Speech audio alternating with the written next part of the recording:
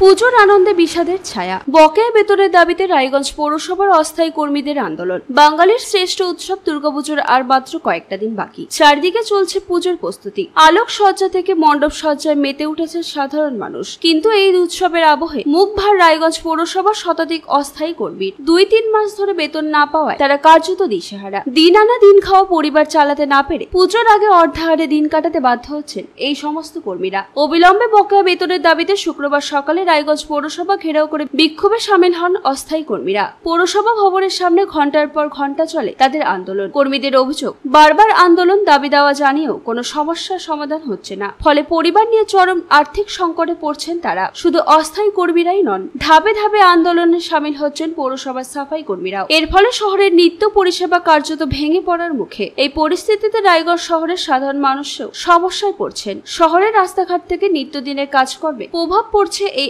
আন্দোলনের জেরে। অবশেষে শুক্রবার দুপুরে পৌরসভার প্রশাসক সন্দীপ বিশ্বাস কর্মীদের সঙ্গে বৈঠকে বসেন। তিনি অবিলম্বে বকেয়া বেতন প্রদানের আশ্বাস দেন। প্রশাসকের আশ্বাস পাওয়ার পর আন্দোলন তুলে নেন অস্থায়ী কর্মীরা। তবে তাদের স্পষ্ট হুঁশিয়ারি, যদি দ্রুত সমস্যার সমাধান না হয় আগামী দিনে আরো বৃহত্তর আন্দোলনের পথে হাঁটবেন তারা। পুজোর আগে এই আন্দোলন শহর জুড়ে উদ্বেগ বাড়িয়েছে। উৎসবের আনন্দে ভাটা না পড়ে তার আগে কর্মীদের বেতন সমস্যার সমাধান হবে কিনা এখন সেদিকেই তাকিয়ে রায়গঞ্জের মানুষজন।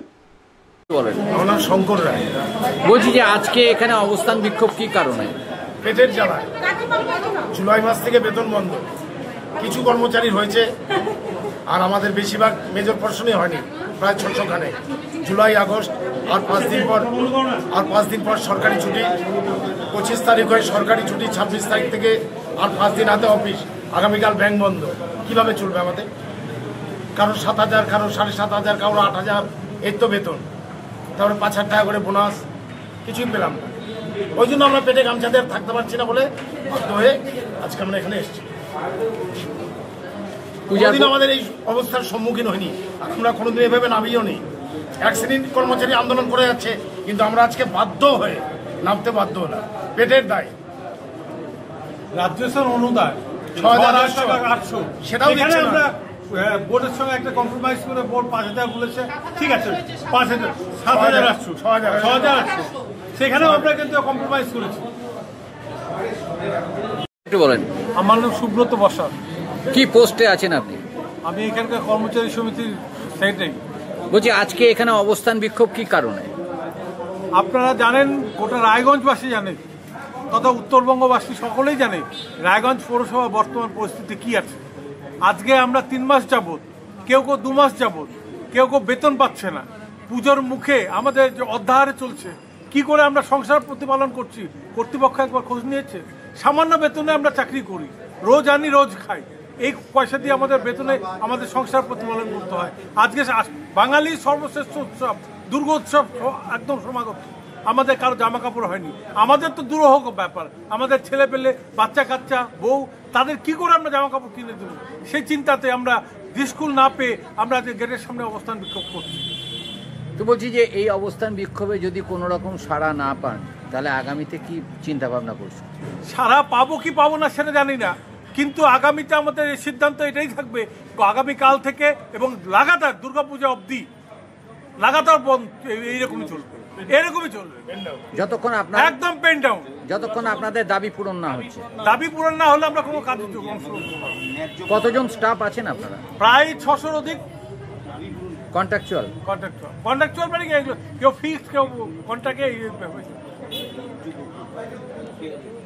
একটু বলেন। আমার নাম দীপঙ্কর ব্যানার্জি।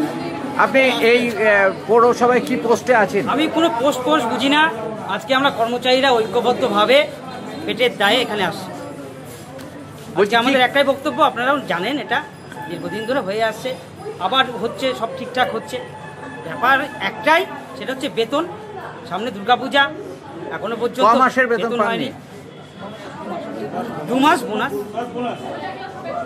আর সবচেয়ে বড় কথা কি, আমরা একটা বিষয়কে গুরুত্ব দিতে যাচ্ছি, সেটা হচ্ছে আমরা চাই কর্মচারী সবাই সমান।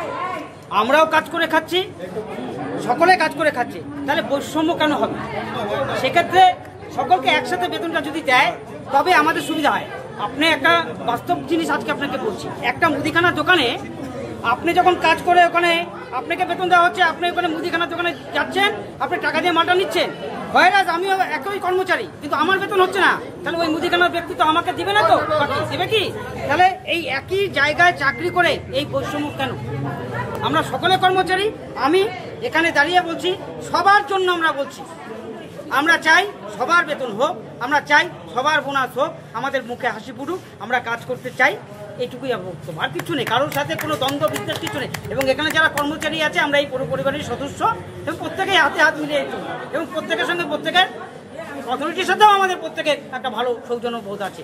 আমরা কারণ বিরোধিতা না, বিরোধিতাটা হচ্ছে খিদা, বিরোধিতাটা হচ্ছে আনন্দ উৎসব যে আসছে, পেটে যদি ভাত না থাকে উৎসবে সামিল হবো কি করে বলবো? এই যে আপনাকে বক্তব্য দিচ্ছি আমি, মানে মহান কিছু না, এর আগেও আপনি আমার বক্তব্য নিয়েছেন বা সুব্রত বসাকের বক্তব্য নিয়েছেন, আদার্স নিয়েছেন, বক্তব্য দেওয়ার জন্য এখানে দাঁড়ায় না। বিষয়টা হচ্ছে জায়গাটা এমন জায়গায় পরিণত হচ্ছে, এবং ওই যে আমার বন্ধু পাচ্ছে আমি পাচ্ছি না, বলছে যে আপনি মিথ্যা কথা বলছেন, উনি পেয়েছে আপনি পাননি, এই বিষয়গুলো একটু কুড়ে কুড়ে খাচ্ছে, এটাই আর কিছু নয়। অস্থায়ী কর্মীদের 2 মাসের বেতন হয়নি, তার মধ্যে সাফাই কর্মচারীদের বেতন হয়ে গেছে অলরেডি, প্রায় 21 লক্ষ টাকা ওদের আমরা দিয়েছি। জুলাই মাসের টাকা, আগস্টেরটাও দেওয়ার প্রক্রিয়া চলছে।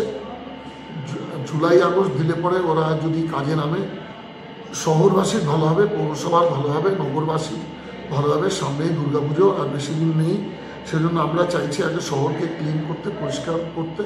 আর এরাও যারা অফিসে বিভিন্ন স্থানে কাজ করে তারাও চাইছে যে মাসের বেতন, এদের একটা ন্যায্য দাবি। আর পৌরসভা আমরা প্রতিবার ওদের বোনাস দিয়ে থাকি, আমাদের তো এদের সরকারি টাকায় বেতন হয় না, সরকারি টাকাতে বোনাসও হয় না, পৌরসভার ইনকামের থেকেই এদেরকে দিতে হয়, আমরা সেটা চেষ্টা করছি। এটা কি এই পুজোর আগেই চেষ্টা করবো। রায়গঞ্জ থেকে বিশেষ প্রতিনিধি রিপোর্ট, কুলিক নিউজ।